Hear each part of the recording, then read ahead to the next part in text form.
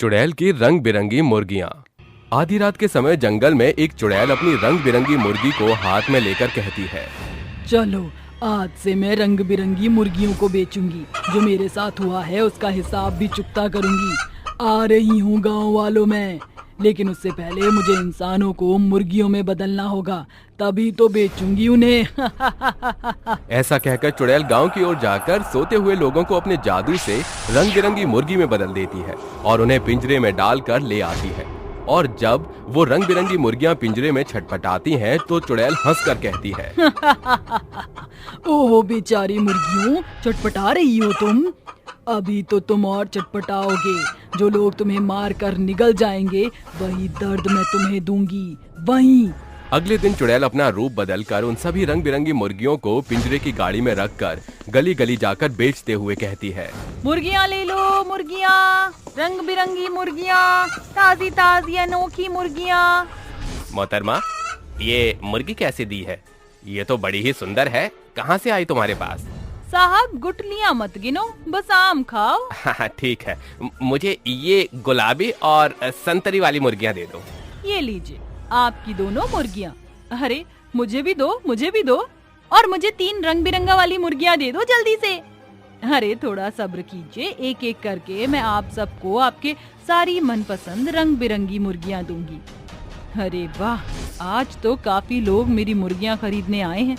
बेचारे मेरे मकसद से अनजान हैं। इस तरह रूपाली एक एक करके सबको उनकी मनपसंद रंग बिरंगी मुर्गियां दे देती है। सारी मुर्गियां खत्म हो जाती हैं। तभी शाम में जो लोग उसे ले जाते हैं और बनाकर खाते हैं, वही लोग आधी रात में रंग बिरंगी मुर्गी में तब्दील हो जाते हैं और चुड़ैल उन सब की गर्दन पकड़ पकड़ कर अपने पिंजरे में डाल देती है। अरे वाह, मेरा काम तो और आसान हो गया। मेरी रंग बिरंगी प्यारी प्यारी मुर्गियों, उफ, इंसानी मुर्गियों।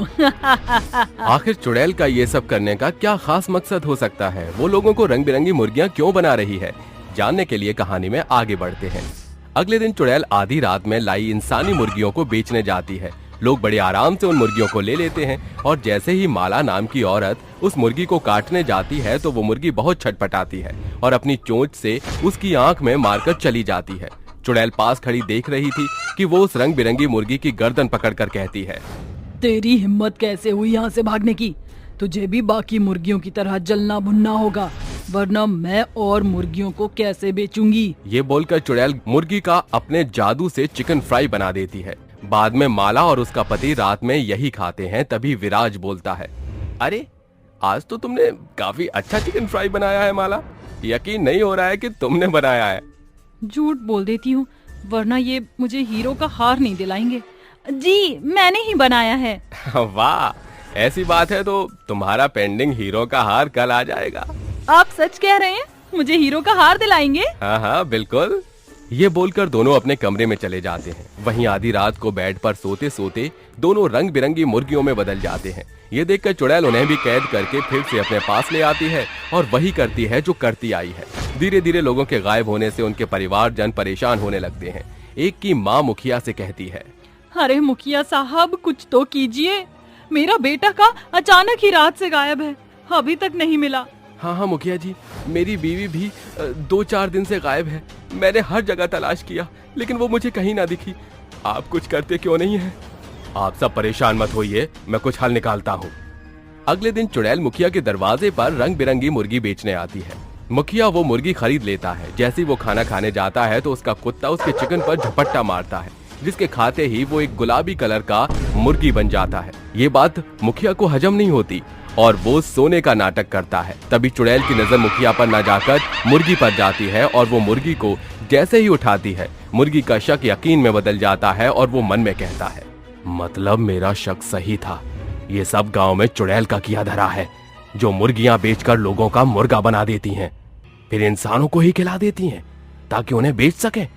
चुड़ैल अब तो ज्यादा दिन तक इस गांव में मेहमान नहीं है। ये बोलते ही मुखिया अपने जाने माने प्रसिद्ध तांत्रिक के पास जाकर उसे सब कुछ बता देता है।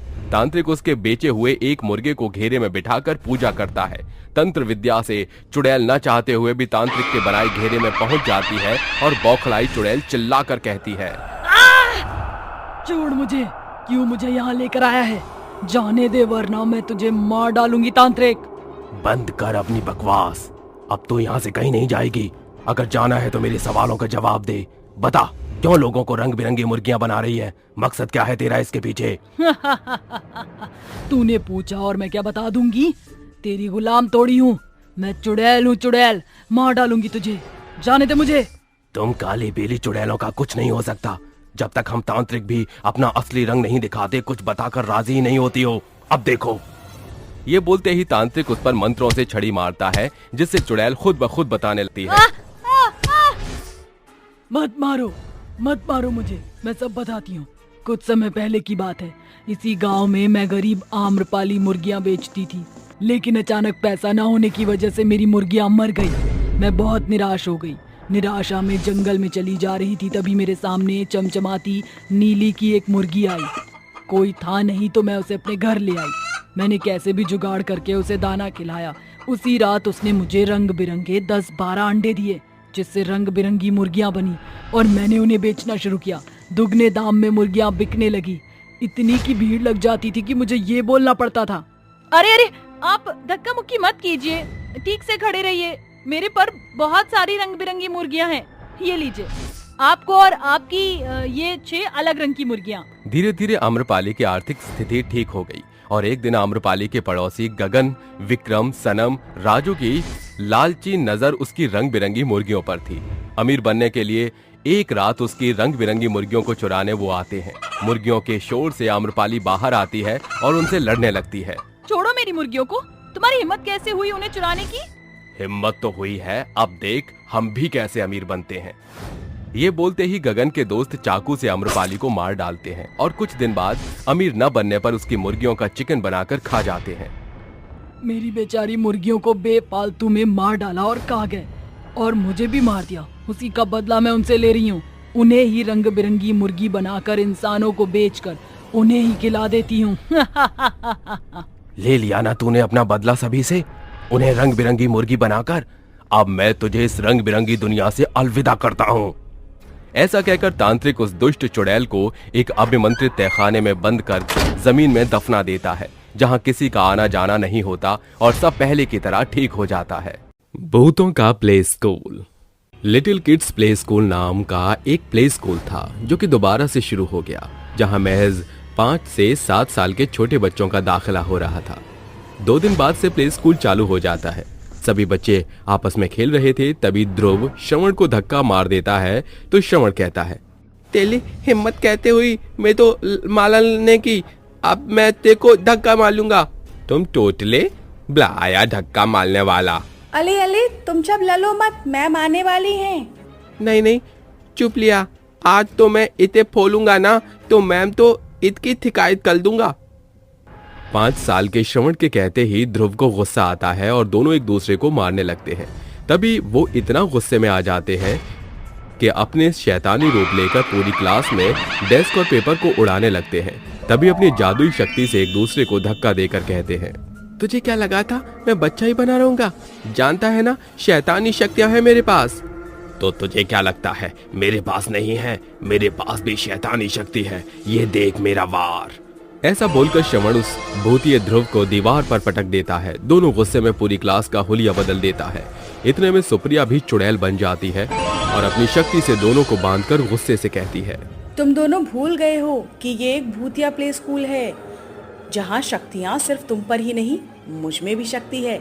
तुम दोनों को रोकने के लिए मुझे ऐसा करना पड़ा, और मैम आ जाए उससे पहले तुम दोनों एक दूसरे से माफी मांगो और चुपचाप बैठो।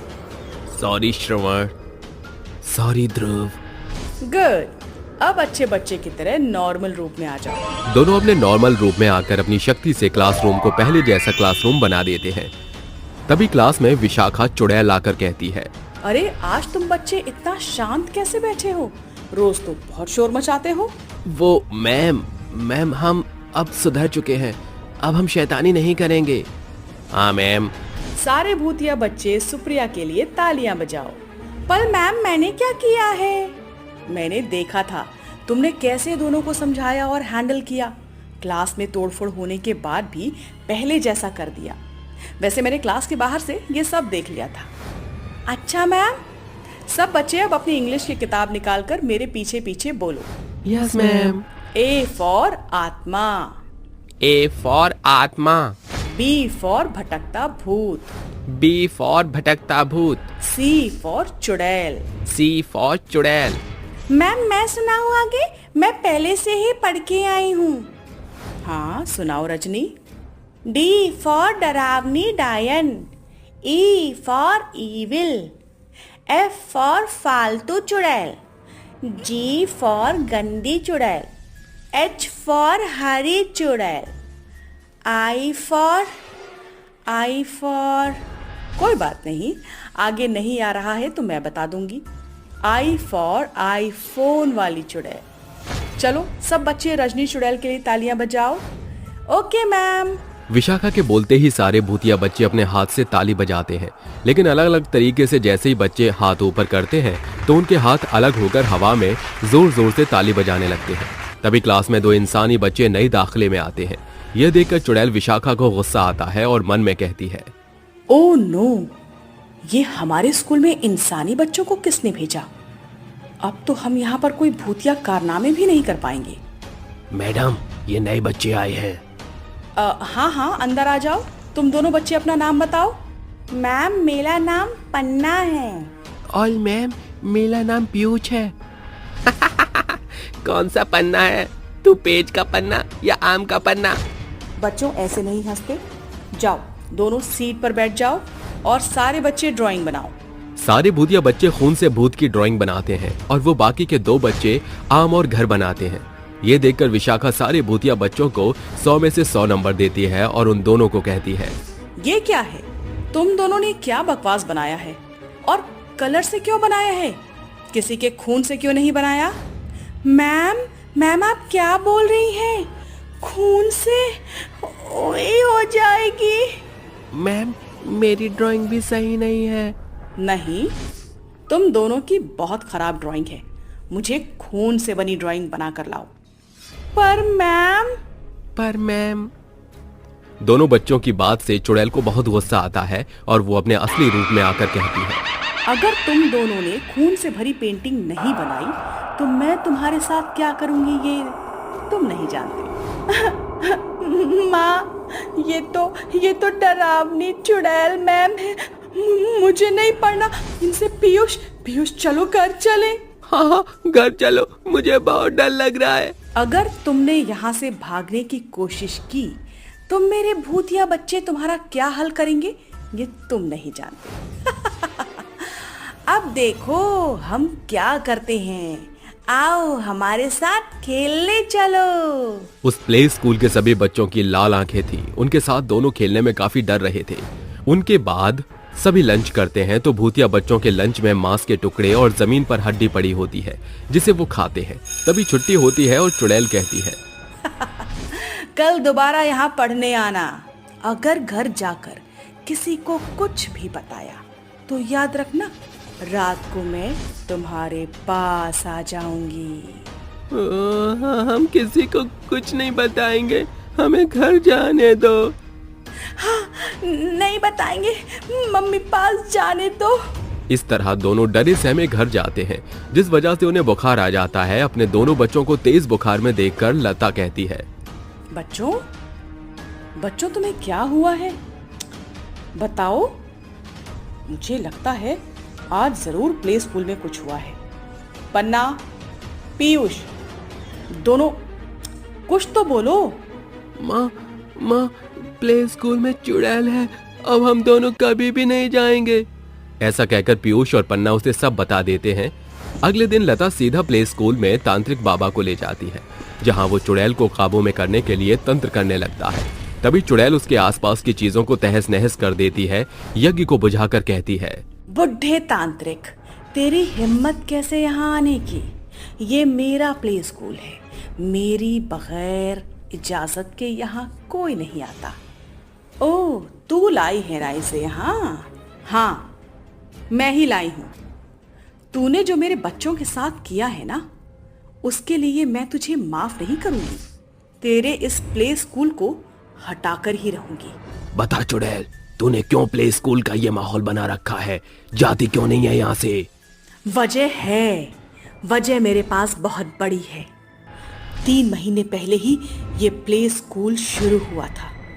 मैं बच्चों को बहुत लगन से पढ़ाना चाहती थी, लेकिन जिस अधिकारी को मैंने प्ले स्कूल बनाने का काम दिया था, उसने धोखे से नकली सामान से इस प्ले स्कूल को तैयार किया।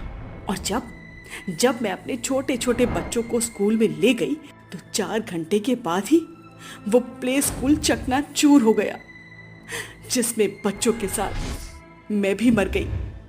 और फिर हम भूत बनकर यहाँ रह रहे हैं। और मैं बच्चों को अभी भी पढ़ाती हूँ और बच्चे पढ़ते हैं, क्योंकि मुझे पढ़ाने का बहुत शौक है। पढ़ाने का शौक है तो मेरे बच्चों को क्यों डराया? वो तो मासूम हैं। मैंने जो तुम्हारे बच्चों के साथ किया उसके लिए मैं तुमसे माफी चाहती हूँ। मेरा किसी को नुकसान पहुंचाने का कोई इरादा नहीं है। बेहतर होगा तुम और तांत्रिक यहाँ से चली जाओ, क्योंकि ये भूतिया प्ले स्कूल है। यहाँ पर मैं ही रहूंगी अपने भूतिया बच्चों के साथ और किसी को भी नहीं आने दूंगी। इसलिए तुम भी वादा करो कि तुम यहाँ किसी इंसानी बच्चे को नहीं आने दोगी। ठीक है, मुझे तुम्हारी शर्त मंजूर है। मैं किसी को कभी नहीं आने दूंगी। लता चुड़ैल की बात मान लेती है और उस जगह से हमेशा के लिए चली जाती है। यदि कोई भी वहाँ आसपास भी आता तो चुड़ैल सबको डरा देती थी। लोग आज भी उस भूतिया प्ले स्कूल के पास जाने से कतराते हैं। चुड़ैल बनी गरीबों की मसीहा। बंसीपुर के छोटे से गांव में एक हरिया नाम का गरीब किसान रहा करता था। हरिया अपने खेत में खेती बाड़ी करके अपने घर का खर्चा निकाला करता था। एक रोज की बात है। हे भगवान, ये क्या हो गया? ये तो बहुत ही अनर्थ हो गया। अब मैं क्या करूं? सावरी, पूरी साल की मेहनत खराब हो गई मेरी। आप दुखी क्यों होते हो? सब ठीक हो जाएगा। ऊपर वाले पर भरोसा रखो, वो किसी के साथ बुरा नहीं होने देता। तभी दरवाजे पर खटखट होती है। अरे दरवाजा खोलो, खोलो दरवाजा। अबे हरिया के बच्चे कहाँ बैठा है छुप के? जल्दी से बाहर निकल और मेरा पैसा दे। लगता है जमींदार आ गया है। अब मैं इसको पैसे कहाँ से दूंगा? मेरे पास तो एक फूटी कौड़ी भी नहीं है।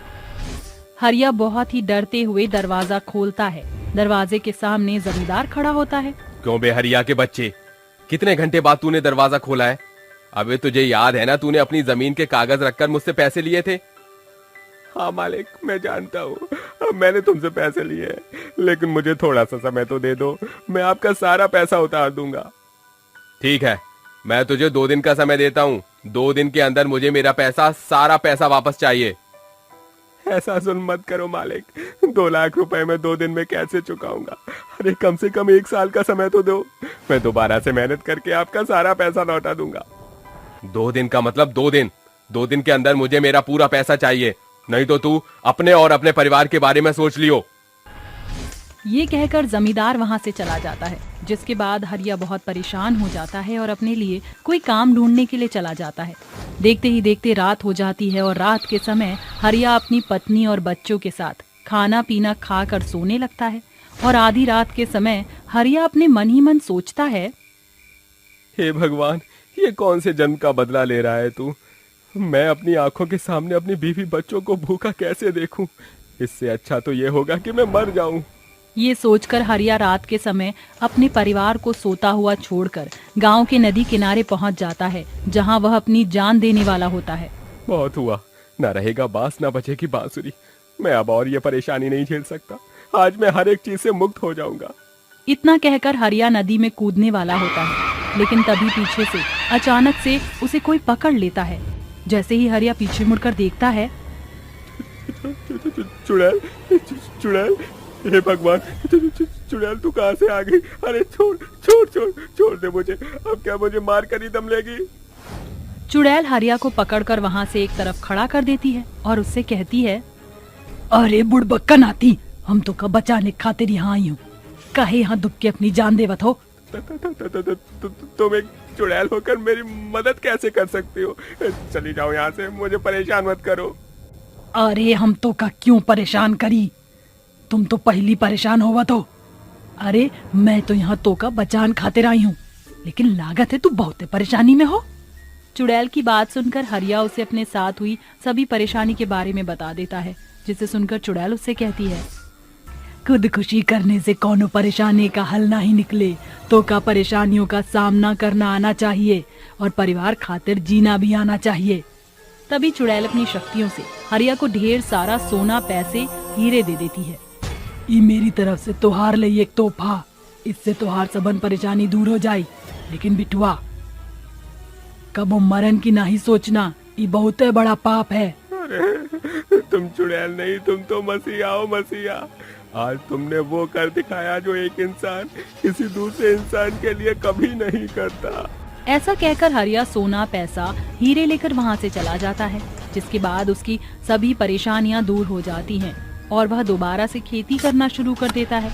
ऐसे ही कुछ दिन बाद चुड़ैल को रात के समय गांव के अंदर एक औरत के रोने की आवाज आती है। अरे ई रात के समय कौन है जो रो रहा है? कुछ गड़बड़ लागत है, मुझे जाकर देखना चाहिए। चुड़ैल गांव में पहुंचकर आवाज का पीछा करने लगती है, जिसके बाद वह एक घर के सामने आकर रुकती है, जिसकी खिड़की में से वह झांक कर देखती है कि एक बहू अपनी लाचार बेबस सास को एक छड़ी से मार रही होती है। बोल बुढ़िया, कहाँ रखा है सारा पैसा? मैं जानती हूँ तूने पैसा छुपाया है। जल्दी से अपनी जुबान खोल, वरना ऐसे ही मारती रहूंगी तुझे। बहू, मुझे छोड़ दे, मैं तेरे आगे हाथ जोड़ती हूँ। मैंने कोई पैसे नहीं छुपाए। ऐसा नीच काम मैं कभी नहीं कर सकती। मुझ पर झूठा इल्जाम मत लगाओ। तू ऐसे नहीं मानेगी, रुक, तुझे तो मैं अभी बताती हूँ। ऐसा कहकर उस बेचारी औरत की बहू उसे बहुत ही बुरी तरह मारने लगती है। ये सब देखकर चुड़ैल से रहा नहीं जाता और वह तुरंत उनके सामने प्रकट हो जाती है। ये क्या कर रही हो तुम? अरे तुहार अंदर बिल्कुल भी लाज शर्म नहीं है? अरे तुहार बड़े बूढ़े हैं, अपनों से बड़ों के ऊपर हाथ नहीं उठाना चाहिए। ये तुमने बहुते बुरा किए हो, की सजा हम तो का जरूर दे। चुड़ैल को देखकर उस औरत की बहू बहुत ज्यादा डर जाती है। चुड़ैल, चुड़ैल, हे भगवान, कोई मेरी मदद करो, इस चुड़ैल को मेरे पास से भगाओ। लागत है बिटिया, तो का डर तो हम अब लगाई, देखती जाओ कैसन अब हम तो का मजा चखाई। तभी चुड़ैल उसके हाथ से छड़ी छीन लेती है और उसको मारना शुरू कर देती है, जिसके बाद वह उसे वहाँ से भगा देती है और उस बूढ़ी औरत से कहती है, जुल्म करने वाले से ज्यादा गुनाहगार जुल्म सहन करने वाला होवत है। अगर इसी प्रकार जुल्म सहते रहोगी तो एक दिन जालिम लोगों के हाथों मारी जाओगी। ये कहकर चुड़ैल वहाँ से चली जाती है और वह बूढ़ी औरत खुद से कहती है, मैंने इस दुनिया में फरिश्ते तो देखे, लेकिन एक चुड़ैल फरिश्ता पहली बार देखा है। ये फरिश्ता नहीं, ये तो गरीब लोगों का मसीहा है। ऐसे ही हर रोज चुड़ैल कभी किसी की मदद करती तो कभी किसी की मदद करती। ये बात गांव में एक चिंगारी की तरह फैल जाती है कि गांव के अंदर एक चुड़ैल मसीहा है जो गरीब लोगों की मदद करती है। लेकिन ये बात गांव के मुखिया को एक आंख भी नहीं भाती, जो कि गांव में सबसे अमीर आदमी था। और वह एक दिन अपने आप से कहता है, ये गांव वाले चुड़ैल मसीहा करके बहुत चिल्ला रहे हैं। इस गांव में एक ही मसीहा है और वो मैं हूँ। अब देखता हूँ इनकी मसीहा इन्हें कैसे बचाने आएगी। इतना कहकर मुखिया अपने कुछ आदमियों को गांव के गरीब लोगों के घर भेज देता है अपना पैसा वसूल करवाने के लिए। और जो लोग पैसा नहीं देते, मुखिया के आदमी उन लोगों को बहुत ही बुरी तरह मारने पीटने लगते हैं। तभी गांव के सभी लोग चुड़ैल मसीहा को याद करने लगते हैं, जिसके बाद उसी क्षण वहाँ चुड़ैल प्रकट होती है। बहुत हुआ तुम लोगन का, आज के बाद ही गांव में गरीब लोगन के ऊपर कोई अत्याचार नहीं होगा, और अगर किसी ने गरीब लोगों को परेशान करने की कोशिश की तो मैं उसे जान से मार दूंगी। ऐसा कहकर चुड़ैल मुखिया के गुंडों को बहुत बुरी तरह मारती है और उन्हें अच्छा सबक सिखाकर वहां से भेज देती है। जिसके बाद मुखिया अपने आदमियों का इतना बुरा हाल देखकर वहां से दुम दबाकर भाग जाता है। वहीं गांव के सभी लोग चुड़ैल के सामने हाथ जोड़कर उससे कहते हैं, तुम हमारी मसीहा हो, आज तुम्हारी ही बदौलत हम गांव वाले एक अच्छा जीवन जी रहे हैं। देखो, तुम लोगन का प्यार देखकर मुझे बहुत खुशी मिली है, लेकिन अब हमरे जाने का वक्त आ गया है। अब हमका यहाँ से जाने दो, लेकिन कभी हमारी जरूरत पड़ी तो तुम लोग हमका याद कर लेना। हम तुम्हार मदद करने के लिए फौरन चली आऊंगी। इतना कहकर चुड़ैल वहाँ से हमेशा हमेशा के लिए चली जाती है। जिसके बाद कभी भी गांव के गरीब लोगों को चुड़ैल की मदद की जरूरत पड़ती तो चुड़ैल उनकी मदद करने आ जाती। ऐसे ही गांव वाले अपना खुशहाल जीवन व्यतीत करने लगते हैं। आखिरी सफर। ये सफर हम सभी के लिए बहुत यादगार होने वाला है। फाइनली हम सभी फ्रेंड्स का इस बंद हाईवे से गुजरने का सपना आज पूरा होगा। मयंक, तू सिर्फ आगे गर्दन रखकर ध्यान से ड्राइव करियो। क्योंकि नजर हटी तो दुर्घटना घटी। 6 दोस्त एक कार में सवार होकर रात के सुनसान माहौल में बढ़ते जा रहे थे। तभी मयंक को सड़क के बीचों बीच एक औरत नजर आती है। मयंक तेजी से कार रोकता है, पर कार उस औरत के आर पार हो जाती है और कार एक बड़े से पेड़ से जाकर टकराकर नेशनल हाईवे 66 सड़क बोर्ड के पास रुक जाती है। तभी विराट कहता है, अब भाई क्यों इस सुहाने सफर को हमारी जिंदगी का आखिरी सफर बनाने पर तुला है? अभी तो हमने अपनी जवानी को अच्छे से एंजॉय भी नहीं किया है। यार मैं क्या करता, सड़क के बीचों बीच अचानक पता नहीं वो औरत कहाँ से आ गई। सीरियसली मयंक, इतने सुनसान हाईवे पर तूने औरत को देखा? हाँ गाइस, मेरा यकीन करो वो औरत यही थी। मयंक, तू बाहर का नजारा देख। इंसान तो क्या, इस अंधेरी रात में सुनसान हाईवे पर हमारे सिवा परिंदों का भी अता पता नहीं। कम ऑन डूड, तेरा वहम होगा यार। मयंक दोबारा कार ड्राइव करने लगता है। तभी अचानक तूफानी आसमान से एक चमगादड़ उसकी गाड़ी पर आ गिरता है और विराट कहता है, अबे रोमिल जा और इस मरे हुए परिंदे को शीशे पर से हटा। रोमिल कार का दरवाजा खोलकर जैसे ही बाहर निकलता है, अचानक कार के चारों तरफ धुंध छा जाती है और जंगल से चुड़ैल निकलकर उसको घसीटकर अंदर खींच लेती है और वो चीखता है, हेल्प मी, बचाओ। रोमिल की सिसकियां बंद होते ही कोहरा साफ हो जाता है और सभी के दिलों की धड़कन तेज हो जाती है। मैंने कहा था कि मैंने उस औरत को देखा था। गाइस, ये वक्त लड़ने का नहीं, हमें जल्दी यहाँ से निकलना होगा। मयंक कप कपाते हाथों से गाड़ी चलाने लगता है। तभी गाड़ी के ऊपर धम की आवाज सुनकर मयंक फिर से गाड़ी रोकता है। What's happening, Mayank? तूने कार क्यों रोकी? ऐसा लगा जैसे गाड़ी पर कोई अचानक से कूद गया। रोमिल के साथ हुए हश्र के बाद किसी में भी हिम्मत नहीं थी कि वो कार से बाहर कदम रखे। अचानक विराट कहता है, guys I will check it. जब तक मैं ना कहूं कोई भी कार से बाहर कदम मत रखना। विराट जैसे ही कार के बाहर आता है, पेड़ों की हवाओं की सनसनाहट से और आसमान में गरजते बादल से माहौल एकदम खौफनाक हो उठता है और चुड़ैल कहती है, ये सफर तुम सभी की जिंदगी का आखिरी सफर है। चुड़ैल कार से नीचे कूदकर विराट की गर्दन पकड़कर उसे हवा में टांगकर खुश होती है। विराट छटपटाता हुआ कहता है, मयंक तुझे हमारी दोस्ती की कसम, तू कार से बाहर मत निकलना। तू सभी को लेकर इस हाईवे से जल्दी निकल जा। मयंक तेजी से कार चलाने लगता है, लेकिन काफी देर तक कार चलाने के बाद भी वो घूमकर फिर से हाईवे पर आ जाता है। ये देखकर वो कहते हैं, no no no no no, ये सडनली हो क्या रहा है? हम बार बार घूम फिर कर इस नेशनल हाईवे के बोर्ड के पास ही क्यों आ जा रहे हैं? वो चुड़ैल हमें भी नहीं छोड़ेगी। वो चुड़ैल हमारे साथ छलावा कर रही है, इसलिए हम हर बार घूम फिर कर नेशनल हाईवे की सड़क नंबर 66 पर ही आ जा रहे हैं। उस चुड़ैल ने तो कहा था कि वो हमारे सफर को हमारी आखिरी सफर बना देगी। हम नहीं बचेंगे, हम ऐसे हिम्मत नहीं हार सकते, हमें आखिर तक कोशिश करनी होगी। अचानक सड़क का हाईवे दोनों तरफ से टूटने लगता है और वो सभी जोर जोर से चीखने लगते हैं। ये अचानक हाईवे की सड़क टूट कैसे रही है? हमें अपनी जान बचाने के लिए बाहर निकलना होगा। स्टॉप, कोई भी कार से बाहर नहीं निकलेगा। हो सकता है ये सब कुछ उस चुड़ैल का छलावा हो। जैसे ही सभी आंखें बंद करते हैं, हाईवे की सड़क फिर से जुड़ जाती है और मयंक दोबारा से कार ड्राइव करता है। बहुत कोशिश के बाद चारों उस हाईवे से कुछ दूर पहुंचने पर गहरी सांस भरते हुए कहते हैं, थैंक गॉड, अब हम खतरे से काफी दूर आ गए हैं। We are safe now. लेकिन हमने अपने 2 दोस्तों को खो दिया।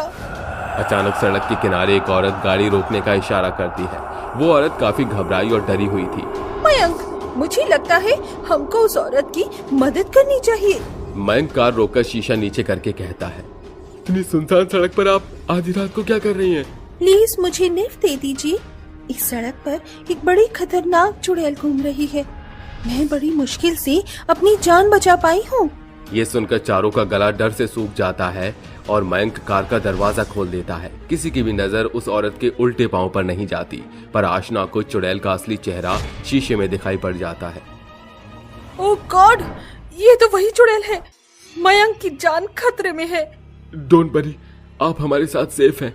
आप जिस चुड़ैल का जिक्र कर रही थी, हमारा भी उससे पाला पड़ गया था। एक पल को हमें लगा कि ये हमारी जिंदगी का आखिरी सफर होने वाला है।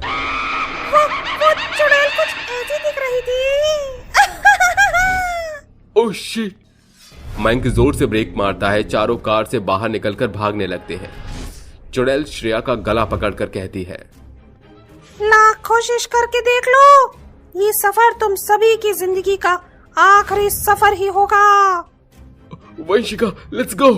मयंक, हम श्रेया को ऐसे छोड़कर नहीं जा सकते। श्रेया का बचना नामुमकिन है। वंशिका, हमें जल्दी से कार तक पहुंचना होगा। चारों तेजी से दौड़कर कार में सवार होकर कहते हैं, वंशिका जल्दी से कार के विंडो और डोर लॉक करो। चुड़ैल कार की विंडो खटखटाकर कहती है, ये तुम्हारा आखिरी सफर होगा। तुम चाहकर भी इस हाईवे को पार नहीं कर पाओगे। चुड़ैल धुएं के रूप में गायब हो जाती है और उसके हंसी हाईवे के चारों ओर गूंजने लगती है। तीनों की सड़क के उसी बोर्ड पर नजर पड़ती है जिस पर लिखा होता है नेशनल हाईवे 66। कार का पेट्रोल खत्म हो चुका है, हम चाहकर भी यहाँ से नहीं जा सकते। तीनों की आंखों में खौफ साफ झलक रही थी। तभी विराट कार का दरवाजा नोक करके कहता है, ओपन द डोर गाइस, मैं हूँ विराट, तुम्हारा दोस्त। विराट, तुम जिंदा हो? आशना बिना कुछ सोचे कार का दरवाजा खोलकर बाहर निकल जाती है और विराट चुड़ैल में बदलकर हंसते हुए कहती है, मैं जानती थी कि दोस्ती तुझको बाहर खींच लाएगी। अब तेरी जिंदगी के आखिरी सफर का समय है। वंशिका, मयंक, हेल्प मी, बचाओ मुझे। वो दोनों भी बाहर निकल आते हैं और कहते हैं, क्या बिगाड़ा है हमने तुम्हारा? आखिर क्यों तुम हमारे दोस्तों को मार रही हो? तुम सभी ने इस हाईवे के उसूल को तोड़ा है। सड़क को सरकार ने वर्षों से बंद किया था। तुमने उस हाईवे पर अपनी कार लाने की जरूरत कैसे की? हम सिर्फ अपने सफर को हसीन बनाना चाहते थे।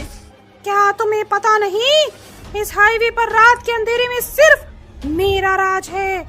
तुमने नियम का उल्लंघन किया है, इसीलिए मैं तुम्हारे इस सफर को आखिरी सफर बनाकर रहूंगी। चुड़ैल इन तीनों को मौत के घाट उतारकर हाईवे से नीचे फेंक देती है और तूफानी रात में हाईवे 66 के बीचों बीच खड़ी होकर कहती है, जो कोई भी रात में इस हाईवे से गुजरेगा, मैं उसके हर एक कदम के हम सफर को दर्दनाक बनाकर उसके हसीन सफर को आखिरी सफर बना दूंगी। ये हाईवे सिर्फ मेरा है। उन सभी के एक भूल के कारण न सिर्फ उनका सफर अधूरा रहता है, बल्कि उसकी भारी कीमत उन्हें अपनी जान गंवा कर चुकानी पड़ती है। उनमें से किसी ने सोचा भी नहीं होगा कि ये उनके जीवन का आखिरी सफर होने वाला था। तरबूज ले लो, तरबूज, ताजे ताजे तरबूज, रसीले रसीले तरबूज, तरबूज ले लो तरबूज। एक बूढ़ी औरत एक ठेले पर तरबूजों को रखकर ले जा रही होती है। तभी नदी किनारे से कुछ औरतें पानी भरकर आ रही थीं, जो उस बूढ़ी औरत को देखकर उससे कहती हैं, अरे अम्मा जी, कैसे दे रही हो तरबूज? अरे बेटी, अब तुझसे क्या मोल भाव करूं, केवल 40 रुपए के हैं तरबूज। अरे अम्मा, दिखने में तो काफी बढ़िया और स्वादिष्ट लग रहे, चलो आप मुझे ये तरबूज दे दो। इतना कहकर अनोखी उस बूढ़ी औरत से तरबूज लेकर चली जाती है, जिसके बाद बेचारी बूढ़ी औरत पूरे दिन बाजार में तरबूज बेचने के बाद शाम को वापस घर लौटती है। अरे कन्हैया बेटा, ओ कन्हैया बेटा, जल्दी से आ जा और बचे हुए तरबूजों को अंदर रखवा दे। तभी उस बूढ़ी औरत का पोता बाहर आता है और ठेले पर से सभी तरबूजों को उठाकर अंदर ले आता है, जिसके बाद वो बूढ़ी औरत अपने लिए और अपने पोते के लिए खाना बनाने लग जाती है।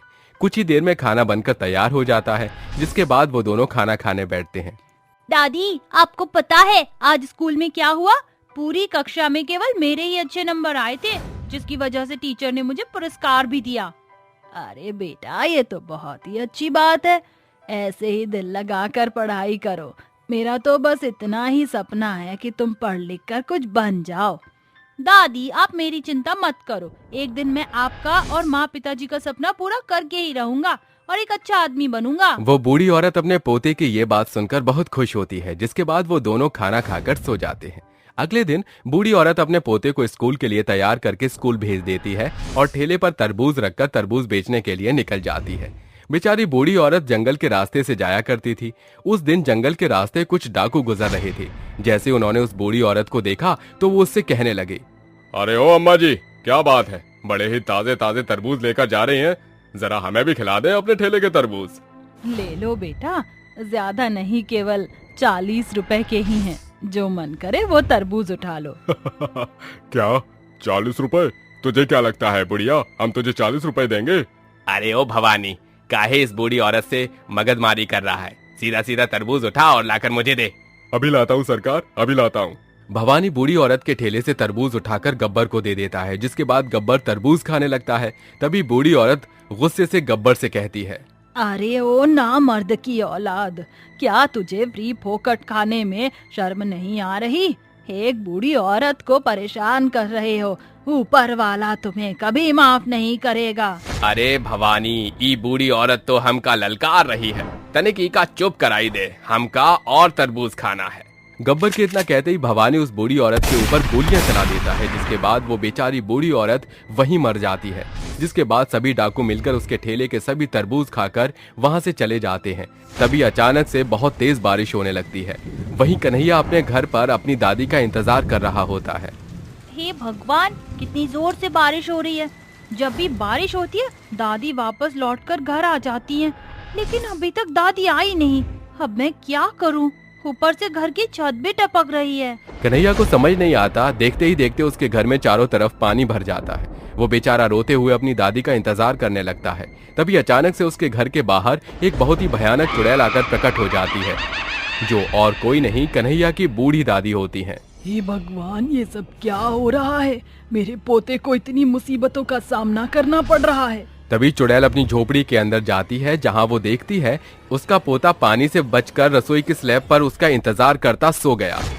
मैंने कभी नहीं सोचा था कि मेरे मरने के बाद मेरे पोते का इतना बुरा हाल हो जाएगा।